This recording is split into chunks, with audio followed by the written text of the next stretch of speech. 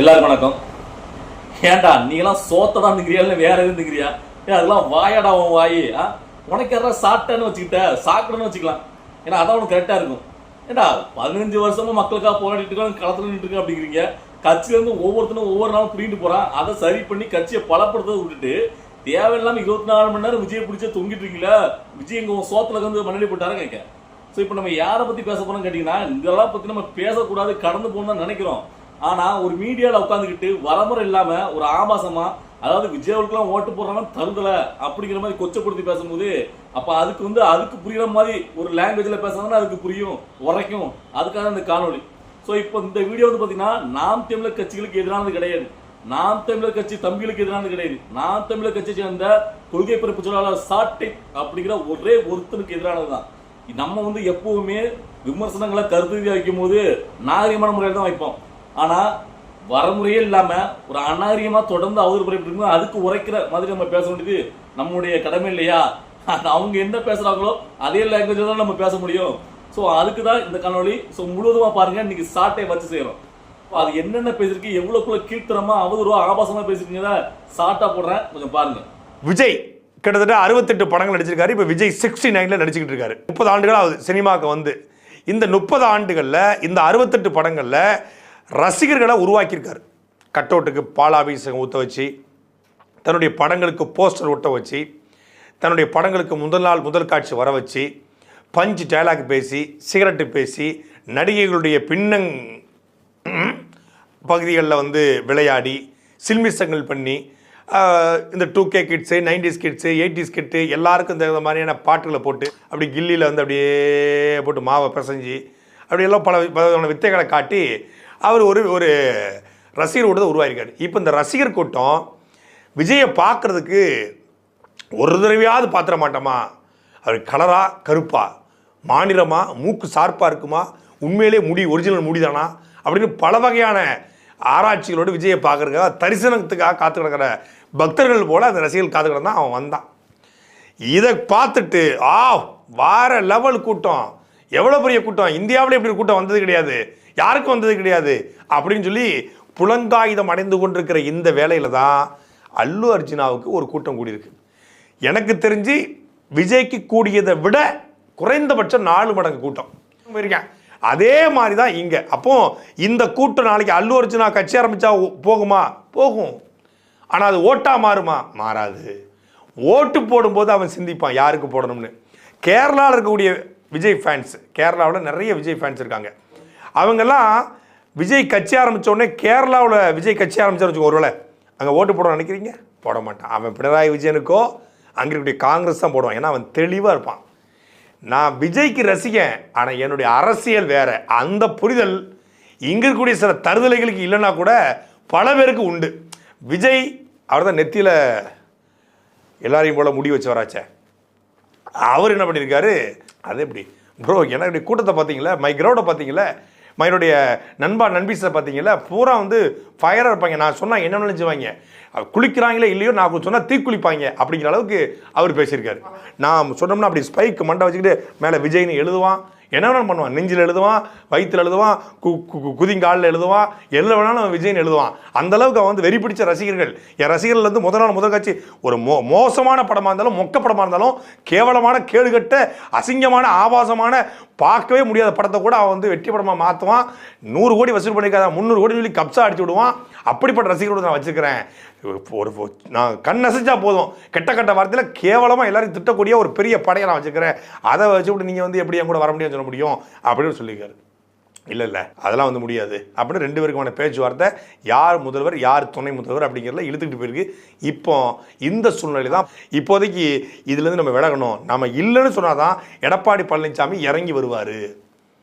இப்போ நம்ம அதிமுக கூட கூட்டணி இல்லைன்னு சொன்னால் எடப்பாடி பழனிசாமி கண்டிப்பாக இறங்கி வந்து தான் ஆகணும். இறங்கி வந்து அவர் தமிழக வெற்றி கழகத்தோட கூட்டணி வைப்பார் அப்படிங்கிற யுக்தியை எவனோ சொல்லி கொடுத்த அடிப்படையில், எவனோ தப்பாக கைட் பண்ண அடிப்படையில் தமிழக வெற்றி கழகம் அதிமுகவோட கூட்டணி இல்லை அப்படின்னு நீங்கள் சொல்லுங்கள். இப்போ விசிக்கு அவுட்டு, தாவேக்கு அவுட்டு, அதிமுக அவுட்டு. ஆனால் விஜய் மாநாட்டு என்ன சொன்னார்னா, நாம் தனிச்சு நின்று பெரும்பான்மை பெற்று சிங்கிள் மெஜாரிட்டியில் நம்ம ஆட்சியை பிடிச்சிருவோம், ஆனாலும் நமக்கு இல்லை, நம்மளை நம்பி பல பேர் வருவாங்க இல்லையா, அப்படி வரும்போது அவங்கள நம்ம மதிக்கணுமா இல்லையா? அப்படி அவங்க வரும்போது அவங்களுக்கு நம்ம சில விஷயங்களை செஞ்சு கொடுக்கணுமா இல்லையா? இந்த நியூ படத்தில் கிரண் அருமையாக பேசுவாங்க. மாமாவுக்கு வயசாடுத்து இல்லையா, அதனால் மாமாவால் ஏறி அடிக்க முடியாது இல்லையா, அதனால் நீ வந்து பண்ணி கொடுத்துட்டு போயிடலையா, அது மாதிரி இவர் அவங்க வருவாங்க இல்லையா, வந்தால் அவங்களுக்கு செய்யணுமா இல்லையா, அப்படி அவங்கள மதிக்கணுமா இல்லையா அப்படின்னு கிரண் அந்த நியூ படத்தை பார்த்துட்டு வந்து இவர் பேசிக்கிட்டு இருந்தாப்புல. அப்போது அந்த வரக்கூடியவங்களுக்கு வந்து மதிக்கணும், கொடுக்கணும், எடுக்கணும் அப்படிலாம் பேசினார். இப்போ யார் வருவாங்க பாத்தீங்களா? அதாவது அல்லு அர்ஜுனுக்கு கூடுற கூட்டம் வந்து பாத்தீங்கன்னா தளபதி விஜய் அவர்களுக்கு கூடுற கூட்டத்தோட 4 மடங்கு கூட்டியிருக்கான். இவ்வளவு நாள் விஜய்க்கு அதாவது மாநாடு முடிஞ்ச நாள் விஜய்க்கு வந்து பாத்தீங்கன்னா தொங்கிட்டு அலைஞ்சா பிடிச்சிக்கிட்டு, இப்ப எங்க அங்க போய் அல்லு அர்ஜுனை பிடிச்சி தொங்கிட்டு இருக்க? ஏன்னா அங்க இருந்து அவங்களுக்கு ஓட்டு போட விடா, நீங்க தமிழ் தேசியம் தானே பேசிட்டு இருக்கீங்க, அப்புறம் இருக்கிற பாட்னாக்கு பிஆர் கலையிறீங்க. ஏன் அங்கெல்லாம் ஒன்றும் பருப்பு வேகாது சரியா? சரி ஓகே, இப்ப விஜய்க்கு கூட்டின கூட்டத்தோட அல்லு அர்ஜுனுக்கு அதிகமா கூட்டம் கூட்டிட்டு போகுது. இப்ப அதனால நாங்களே கவலைப்படுறிய, நீ ஏன் கதறான்னு கேட்கிறேன், சாட்டைக்கு என்ன கதறான்னு கேட்கிறேன். நாங்க ஒரு அரசியல் மாநாடு, அதாவது பாத்தீங்கன்னா ஒரு படத்துக்காண்டி வந்த கூட்டம் கிடையாது. அதாவது விஜயோட அரசியல் ஜெயிக்க வைக்கணும் வந்த கூட்டம் சரியா? சரி அப்படியே அவருக்கு கூட்டம் அதிகமா வந்துட்டு போதுங்கிற, இப்ப என்ன பிரச்சனைங்கிற? தமிழை வச்சுக்கலாம் அதை பத்தி கவலைப்படலையே. இல்ல இந்த சாக்கடை சொல்லுது, அதாவது விஜய் அவர்களுக்கு கேரளாவிலும் ரசிகர்கள் அதிகம், தமிழ்நாட்டில் இருக்கிற மாதிரி கேரளாவிலும் ரசிகர்கள் அதிகம். ஆனா கேரளாக்காரலாம் பார்க்கறதுக்கு வருவான், விஜய் அவர்கள் படத்தை பார்ப்பான், ஓட்டுலாம் போட மாட்டான், அவன் தெளிவானவன், அவன் புத்திசாலி. தமிழ்நாட்டில் இருக்கும் அப்ப முட்டா போயலா? இவ்வளவு நாளா தமிழ் தேசியம் என்ன இப்ப கேரளாவில் போயிட்டு தூக்கிட்டு சாக்கடை, இப்பயே கேரளாவில் போய் முட்டு கேட்கிறேன். அப்புறம் விஜய்க்கு வந்து கூட்டம் எல்லாம் பாத்தீங்கன்னா விஜயை பாக்குறதுக்காண்டி, அதாவது பாத்தீங்கன்னா இந்த முடியெல்லாம் உண்மையா இல்லையா, அவர் விக்கு வச்சிருக்காரா என்ன செக் பண்றதுக்காண்டி வந்தாங்களாம். சரி அவருக்கு முடி இருக்கு இல்ல, அவரை பாக்குறதுக்கு அவ்வளவு பேர் வந்தாங்கயா. சரி நீங்க வந்து ஒரு கட்சி நடத்த ஒரு மாநாடு போடுங்களா, எத்தனை பேர் வராங்கன்னு பாப்போம். அதாவது விஜய் வந்து அவருடைய ரசிகர்லாம் எப்படி ஆளாக்கி வச்சிருக்காருன்னா, தான் கட்டவுட்டுக்கு பாலாபிஷம் பண்ற மாதிரியும், அதாவது பாத்தீங்கன்னா அவர் படங்கள்ல வந்து பாத்தீங்கன்னா அப்படி இப்படி ரொம்ப கொச்சையான வார்த்தைகள்லாம் உபயோகிச்சு இவர் விமர்சனம் பண்ற. இந்த சாக்கடை சொல்றேன், இதே வாய்தான்டா எல்லா படத்துக்கும் உட்காந்துக்கிட்டு கடந்த 2 வருடங்களா உட்காந்துக்கிட்டு அப்படி உட்காந்து அதெல்லாம் வாயால சொல்ல முடியல. அதே வாயோட எப்படி மாத்தி பேச முடியுது? கேட்ட கொள்கை முரண்படுது, கொள்கையை முரண்படலாம், கொள்கையை பத்தி பேசுறா வெண்ண, அதை பத்தி பேசாம அவர் படத்துல நடிச்சிருந்த போச்சு. அவருக்கு இப்படி இருக்கு அப்படி இருக்குன்னு அதனோட சொல்ல வர. நீலாம் ஒரு அரசியல்வாதியா? எந்த அரசியல்வாதியும் ஒன்ன மாதிரி கிடையாது. அது சாட்டை மாதிரி ஒருத்தனும் கிடையாது. ஏதோ விஜய்க்கு ஓட்டு போடுறவங்க தருவில் தான் ஓட்டு போடுவாங்க. நீயே வந்துட்டு இவ்வளவு நாள விஜய்க்கு தூக்கி பிடிச்சாலும் அலைஞ்ச, விஜய் மாநாடு முடிச்சோன்னா இப்படி ஒரு மாநாடு நான் பார்த்தது இல்லை, அப்படி இல்லை இப்படி இல்லை நினைச்ச. நீ யாரா சொல்றதுக்கு, யாருக்கு ஓட்டு போட்டு போடான்னு சொல்றதுக்கு? நான் கேட்கிறேன், கொள்கை கோட்பாடுக்கு எதிராயிட்டு, தமிழை வச்சுக்கலாம் எதிராயிட்டு, தமிழை வச்சுக்கிறத சேர்ந்த நிர்வாகியோ தமிழை வச்சுக்கிறத தலைவர்களோ நாம் தமிழ் கட்சியை பத்தி ஏதாவது விமர்சனம் பண்றாங்களா, ஏதாவது வச்சாங்களா, நீ அதுக்கு பதிலடியா கொடுத்த அப்படின்னா ஓகேப்பா அவனுடைய விமர்சனம் கேட்கலாம். ஏன்னா அந்த கட்சி அவங்க ஒரு பொருட்டாவே மதிக்கல. நீங்க திட்டினா கூட தளபதி விஜய் அவர்கள் உங்களோட தலைவர் பிறந்தநாள் வாழ்த்து சொல்லிட்டு கண்டுக்காம அதெல்லாம் கடந்து போக சொல்லிட்டு போயிட்டே இருக்காரு. அப்படிப்பட்ட மனுஷன் அப்படி நீட்டா அவரு வேற அரசியல பார்த்துட்டு இருக்கும் போது நீங்க உட்காந்து இன்னும் விஜயை பிடிச்சே நாங்க தொங்கோனா, அப்ப அவரை வச்சுதான் உங்களுக்கு குழப்பே ஓடுதா? சோறே நீ அதை வச்சா சாப்பிட நினைக்கிறேன். ஏன்னா அப்படி தளபதி விஜய் நெகட்டிவா ப்ரொமோட் பண்ணா அப்படின்னா தான் உனக்கு சோறுன்னு நினைக்கிறேன். ஏண்டா சோத்துக்காண்டி என்னென்ன பண்ணிங்களா? என்னடா இதுயா? இது அசிங்கம் இல்லையா சாட்டை உனக்கு? இல்லை நான் கேட்கறேன். இல்லை இவ்வளவு நாள் வந்து பாத்தீங்கன்னா தளபதி விஜய்களுக்கு பயங்கரம் செம்பிடிச்சிட்டே இருந்தா போன மாசம் வரைக்கும். இன்னைக்கு கூட்டணி சேர மாட்டாங்கன்னு தெரிஞ்ச உடனே அப்படியே ஆப்போசிட்டுக்கு வந்து, அது மட்டும் இல்ல இந்த மாநாடு முடிஞ்ச பொண்ணு முதல் வீடியோ நீங்க பாத்துருக்கணும், அப்படியே தமிழை வச்சு கருத்துலேயே கொள்கை பிறப்பு செயலாளரே முழுவதுமா மாறி நின்ன சாட்டை அடுத்த 2 நாள்லயே அப்படி ஆப்போசிட்டா மாறாங்க. சின்ன வாய.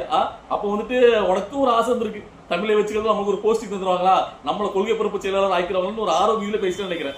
அங்க பருப்பு வேகாது நீ ஓடின்னு சொல்லி விரட்டி விட்டுருப்பாங்க யாருமே, அப்படியே உட்காந்துட்டு மாறி. நீ எல்லாம் வந்துட்டு இல்ல உனக்குன்னு ஒரு மீடியா ஒரு சேனல் இருந்தோம்னா நீ வந்து பாத்தீங்கன்னா பெரிய ஆளு, நீ என்ன பேசினாலும் அதுக்கு வந்து பாத்தீங்கன்னா எல்லா மக்களும் சப்போர்ட் பண்ண நினைச்சிட்டு இருக்கீங்க. ஒன்னும் ஒரு ரூபாய் மதிக்கல ஊருக்குல. அதை போல தெரிஞ்சுக்கோ. அந்த கட்சி நாம் தமிழங்கிற கட்சிக்கு கெட்ட பேரு, அந்த கட்சிக்கு மூடுலாவே ஒன்னால்தான் நடக்க போகுது. சாட்டைங்கிற ஒருத்தனால அந்த கட்சிக்கு மூடுலாவே நடக்க போகுது. அதாவது உனக்கு கட்சியில் 1008 பிரச்சனை இருக்கு. இப்ப கூட பாத்தீங்கன்னா சேலம் மாவட்டத்தில் உள்ள மாவட்ட பொறுப்பாளர் நான் போறேன்னு சொல்லி கிளம்புறாரு. அப்படியா டெய்லி ஒருத்தன் மாவட்ட பொறுப்பு வந்து கிளம்பிட்டே இருக்கான் நாம் தமிழ் கட்சியில இருந்து. நாங்க வந்து கட்சியில இல்ல கிளம்புறேன்னு அப்படி நேரத்துல அந்த கட்சியை பலப்படுத்துறதுக்கு என்ன உண்டோ அதை பார்த்து கட்சியை ஒருங்கிணைக்கணும். அதுதான் ஒரு கொள்கை பரப்பு செயலாளர். நீ வந்து ஊரூரா போயிட்டு உன் கட்சியோட பிளஸ் என்ன மைனஸ்ங்கிறத சரி பண்ணி அந்த கட்சியை பலப்படுத்துறதுக்கு உண்டான வழியை பார்ப்பனா, நீ உட்காந்துட்டு ஒவ்வொரு நாளும் மீடியாவில் உட்காந்துட்டு விஜய் பிடிச்ச தொங்குறனா அப்படி பாப்புலர் ஆகணும். உன் சுயலாபத்தை பார்க்க உன்னுடைய சேனல் நெகட்டிவிட்டியா எல்லாரும் பேசினா எல்லாரும் வந்து பார்ப்பானுங்க, கூட்டம் கூடும் அப்படின்னு கண்டு வியூஸ் வரும், நம்ம காசு சம்பாதிக்கலாம் உன்னோட அஜெண்டாவா இருக்கு. இல்ல இவ்வளவு நாளா நீ வந்துட்டு விஜய்க்கு வந்து செம்படுத்திட்டு இருந்த, அதாவது பார்த்தீங்கன்னா கடந்த 2 வருடங்கள் நம்ம கூட கூட்டிட்டு வருவாரு, நம்ம அவர் கூட கூட்ட சேர்ந்துக்கலாம், அதுவும் மாநாடு முடிஞ்ச அடுத்த நாள் அப்படித்தான் நீ வந்து பார்த்தீங்கன்னா தமிழக வெற்றி கழகத்துடைய ஒரு கொள்கை பரப்பு செயலாளர் மாறிட்டேன். தமிழக வெற்றி கழகத்தினுடைய முதல் மாநில மாநாடு வெற்றி கொள்கை திருவிழா இன்றைக்கு விக்கிரவாண்டியில மிக பிரம்மாண்டமான முறையில் ஒரு ஏற்பாடு செய்யப்பட்டிருந்தது. இன்றைக்கு காலையில் தொடங்கி ஊடகங்கள், சமூக வலைதளங்கள் எல்லாத்தையும் பார்க்கும்போது இந்த மாநாடு வந்து சொதப்பலாயிடுச்சு அப்படின்னு ஒரே முழுக்க எதிர்மறையான செய்திகளை பார்க்க முடிஞ்சது. இந்த மாநாட்டு திறனுக்குள்ள சாட்டை நேரலைக்காக நம்முடைய சாட்டை வலையிலிருந்து போயிருக்காங்க, 4 பேர் போயிருக்காங்க. அவங்க கிட்ட தொடர்பு கொண்டு கேட்கும்போது அப்படி எதுவும் சொதப்பல் நடந்துச்சா அப்படின்னு கேட்கும்போது களத்திலிருந்து அவங்க சொன்ன தகவல், முக்கியமான மாவட்ட பொறுப்பாளர்கள், அப்புறம் ஒன்றிய பொறுப்பாளர்கள், விஐபிகள், அப்புறம் தொண்டர்கள், கட்சியினுடைய தோழர்கள் எல்லாரும் உட்கார மாதிரியான ஏற்பாடு செய்யப்பட்டிருக்கிறது, பெண்களுக்கான தனிப்பகுதி. ஆனா காலையில 6 மணிக்கெல்லாம் வந்து மாநாட்டு திரளுக்குள்ள வர ஆரம்பிச்சிட்டாங்க. 4 மணிக்கு வருவாங்க. அப்ப 4 மணிக்கு மேல தண்ணீர் பாட்டில், உணவு, அவங்களுக்கு தேவையான சிற்றுண்டி இதெல்லாம் வந்து 11 லட்சம் வாட்டர் பாட்டில் வந்து தயார் செய்து வைத்திருந்திருக்காங்க. ரொம்ப தெளிவாகவே எனக்கு தெரிஞ்சு தமிழ்நாட்டில் ஒரு அரசியல் கட்சி மாநாட்டுக்கு வரும்போது மது அருந்திட்டு வரக்கூடாது, டாஸ்மாக் பக்கம் நிக்க கூடாதுன்னு சொல்லி வெளிப்படை அறிவிச்சாங்க. மாநாட்டுல உண்மையிலே எவ்வளவோ நல்ல விஷயங்களை பண்ணிருக்காங்க, ஒரு வித்தியாசமான முறையில அணுகுறாங்க. அந்த முறை வந்து பாராட்ட வேண்டிய ஊடகங்கள், ஒரு விதை விழுது, அந்த விதை விழுந்து ஒரு நல்ல மரமா வளரணும் அப்படின்னு ஆரோக்கியமா அதை வாழ்த்த வேண்டிய ஊடகங்கள் சின்ன விஷயங்களை கூட படம் பிடிச்சு போட்டு இந்த மாநாடு சொதப்பிரிச்சு, விஜய் டென்ஷன் ஆயிட்டாரு, மாநாட்டு ஒருங்கிணைப்பாளர் புஷ்யானந்த கூட்டு திட்டாரு அப்படின்னு சொல்றதெல்லாம் எந்த மாதிரியான அணுகுமுறை? அப்போ திட்டமிட்டு தமிழக வெற்றி கழகத்தின் மீதான ஒரு எதிர்மறை விமர்சனத்தை கொண்டு வரணும் அப்படிங்கிறதுக்காக இந்த வேலை நடக்கிறதா அப்படிங்கிறத நம்ம புரிந்து கொள்ள முடிகிறது. முதல் முறையா விஜய் அவர்களை பார்க்க போறாங்க. கிட்டத்தட்ட ஒரு 67, 68 படங்கள் நடிச்சிருந்தாலும் கூட, 25 வருஷமா சினிமால இருந்தாலும் கூட, அவரை முதல் முறையாக அவருடைய ரசிகர்களாக இருந்து தொண்டர்களாக மாறி இருக்கக்கூடிய அந்த தோழர்கள் பார்க்க போறாங்க. அப்ப அந்த ஆர்வ மெய்தியில அவங்க வராங்க. உண்மையிலேயே நமக்கு வந்து இந்த சமூகம் வந்து எப்படிப்பட்ட சமூகமா இருக்க பாருங்க. நடிகர் விஜய் ஒரு சமூக பற்றாளர், ஒரு தமிழ் பற்றாளர், இந்த சமூகத்தின் மீது ஒரு அக்கறை கொண்ட மனிதராக ஒரு புகழின் உச்சத்தை இருக்கும்போது, ஒரு ரிட்டையர்ட் ஆன ஸ்டேஜ்ல அரசியலுக்கு வராம புகழின் உச்சம் இருக்கும்போது அரசியலுக்கு வராரு. அவர் வர்ற நோக்கம் அந்த மாநாட்டில் கூடிய பதாகையில தொடங்கி கட் அவுட்டை தொடங்கி எல்லாவற்றிலும் தமிழ் முன்னோர்களை அடையாளப்படுத்த நினைக்கிறாரு. ஒரு புகழி அஞ்சலையம்மாலாம் பல பேருக்கு தெரியாது. தீவிரமான அரசியல் இருக்கக்கூடிய பல பேர் கூட அஞ்சலையம்மாளை வந்து மறந்துட்டாங்க, அஞ்சலையம்மாய் சார்ந்தவர்களே மறந்து போயிட்டாங்க. அப்படிப்பட்டவர்களை வந்து ஒரு முதன்மையாக அடையாளப்படுத்தியிருக்காரு. வீரமங்கை வேலுநாச்சியார் தமிழ்நாட்டு அரசியலா சீமான் தவிர்த்துட்டு எந்த அரசியல் கட்சியும் மேடையில பயன்படுத்தல. அதே போலதான் புலித்தேவனை, மருதுபாண்டியரை எப்படியோ எடுத்திருக்காரு. அதை போற்றணும்னு நினைக்கிறாரு, அதை பெருமைப்படுத்தணும்னு நினைக்கிறாரு. நினைச்சதுக்கே நம்ம பாராட்டணும். அப்படிப்பட்டவரை வாழ்த்த மனவில்லை என்றாலும் கூட, நாளைக்கு அவர் வந்து ஒரு தவறான அரசியல் பாதையை தொடங்குறாரு, தவறான முடிவெடுத்து விமர்சிக்கலாம். ஆனா தொடங்கும் போதே விமர்சனம் இல்லை. நம்ம வீடு பால் காய்ச்சும் போது அவன் வீட்டு போட்டோ எடுத்து போட்டு நான் என் வீடு பால் காய்ச்சி எப்படிலாம் நடந்து தெரியுமா அப்படின்னு சொன்னா எப்படி இருக்கும்? அப்ப இதெல்லாம் வந்து ஒரு வகையான தங்களுடைய அரிப்பை தீர்த்து கொள்வதற்காக, தங்களுடைய ஆற்றாமை தீர்த்து கொள்வதற்காக விஜய் அவர்கள் வருவதை பொறுத்து கொள்ள முடியாம எரிச்சல், அந்த எரிச்சல்னு சொல்லுவாங்களே, அந்த வார்த்தையை சொல்ல வரும்போது அந்த எரிச்சல் காரணமாக இந்த மாதிரியான விமர்சனம் பண்றாங்க. ஒட்டுமொத்தமா என்னுடைய ரசிகர்களுடைய பலத்தை, என் பலத்தை நான் இங்க இருக்கக்கூடிய எல்லா கட்சிகளுக்கும் காட்ட வேண்டிய தேவை இருக்கிறது, இந்தியாவுக்கும் காட்ட வேண்டிய தேவை இருக்கிறது. வெறுமனையா நான் ஒண்ணு சினிமா விட்டு வரல, பாரு என்னுடைய கூட்டத்தை அப்படின்னு காட்ட வேண்டிய தேவை அவருக்கு இருக்கிறது. இன்னொன்னு, அவரை பார்ப்பதற்கு ஒரு கூட்டம் இருக்கிறது. அதனால இது வந்து பிரம்மாண்டமாக மாறி இருக்கிறது. இதை வாழ்த்தணும். இதெல்லாம் அதுக்கப்புறம் மாறி பேசிட்டு இருக்க. இப்போ புதுசா அதாவது மற்ற ரசிகர்களை கவரணும் அப்படிங்காண்டி இப்போ ரீசெண்டா 2 பிரச்சனை நடந்துச்சு. அதாவது கங்குவா பட பிரச்சனையும் சரி, இப்ப தனுஷ் அவங்க பிரச்சனையும் சரி, 2 பேருக்கும் இப்போ சப்போர்ட்டா அவங்களுக்கு ஆதரவா கருத்து சொல்லி கிடையாது. ஏன்னா அவங்களுடைய ரசிகர்லாம் அவங்க கட்சியில இணைக்கணும், பலப்படுத்தணும், விஜய்க்கு எதிராக பார்த்தீங்கன்னா இது பண்ணணும் அப்படின்ட்டு. ஆனா அவங்க ரசிகர்லாம் பக்கா ஒன்னா மாதிரிலாம் கிடையாது. நீ எப்படி வாய வச்சுட்டு உருப்பணும் அவங்களுக்கு தெரியும். நீ நடிக்கிற நடிப்புலாம் வந்து யாரும் நம்ப மாட்டாங்க. ஸோ அதனால வந்து பார்த்தீங்கன்னா உன் பருப்புலாம் வேகாது. சரியா? இதெல்லாம் உங்ககிட்ட உருப்படியா கட்சி வேலையை பார்க்க ஆரம்பி, கட்சி பணியில பாரு. அதாவது ஜெயிக்கணுங்கிற என்ன இருக்கிறதாலும் கட்சியை பலப்படுத்த நினைப்பீங்க. உங்களுக்கு தான் அது என்னமே கிடையாது. உங்களுக்கு கூட்டம் சேர்க்கணும், தமிழ் தேசியம் இருக்க தமிழர்கள் உணர்ச்சியெல்லாம் தூண்டணும். அங்க போயிட்டு யார்ட்டையாவது அது கூட்டத்தை காமிச்சு வாங்க வேண்டியது, அதுக்கு கடை கட்ட வேண்டியது.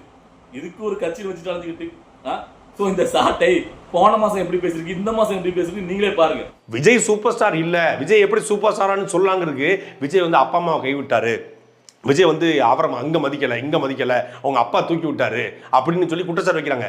விஜய் அவங்க அப்பா அம்மாவை மதிக்கிறாரா இல்லையா அப்படிங்கிறது அவருடைய தனிப்பட்ட பிரச்சனை, அது அவருடைய குடும்ப விஷயம். அதை பத்தி பேச வேண்டிய என்ன அவசியம் இல்லை. யாருக்கு படம் ஓடுது, யார் ரசிகர்களுக்கு குறைந்தபட்ச சமூக அக்கறையோடு நடந்துக்கிறாங்க. ஸ்டெர்லைட் போராட்டத்தில் 13 பேர் சுட்டுக் கொல்லப்படுறாங்க. ஆனால் அந்த 13 பேர் சுட்டுக் கொல்லப்படும் போது ரஜினிகாந்த் என்கிற அந்த சூப்பர் ஸ்டார் சொல்றாங்கல்ல, அந்த சூப்பர் ஸ்டாரு, அந்த முன்னாள் சூப்பர் ஸ்டாரு போயிட்டு என்ன பண்ணாரு, சமூக விரோதிகள் உள்ள புகுந்து காவலர்களை தாக்கி விட்டார்கள், காவலர்களை தாக்கியதால் தான் இந்த துப்பாக்கி சூடு நடந்தது என்று ஒரு மிகப்பெரிய படுகொலையை, ஒரு மிகப்பெரிய போராட்டத்தை கொச்சைப்படுத்தியவர் ரஜினிகாந்த்.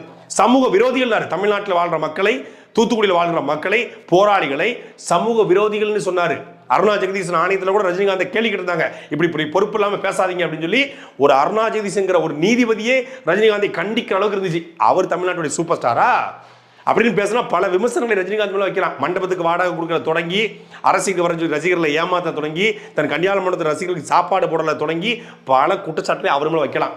ஆனால் அதை தாண்டி தமிழ்நாட்டில் ஒரு தமிழன் முதல் முறையாக ரசிகர்களை கவர்ந்து தன்னுடைய கடின உழைப்பால், அவங்க அப்பா தூக்கி விட்டுருக்கலாம், அவங்க அப்பா ஆரம்பத்தில் படம் வாய்ப்பு கொடுத்துருக்கலாம், ஆனால் அதையெல்லாம் தாண்டி இன்றைக்கு சமூக அக்கறையோட ஒவ்வொரு படங்களும் எடுத்து தனக்குன்னு ஒரு பாணியை உருவாக்கி, தனக்குன்னு ஒரு நடனத்துக்கான ஒரு ஸ்டைலை உருவாக்கி, தன்னுடைய பேச்சு, எழுத்து, மொழி எல்லாத்தையும் மாற்றிக்கிட்டு விஜய்ங்கிற ஒரு பிம்பம் வளர்ந்து நிற்கிறது. அதில் எந்த மாற்று கருத்து முடியாது.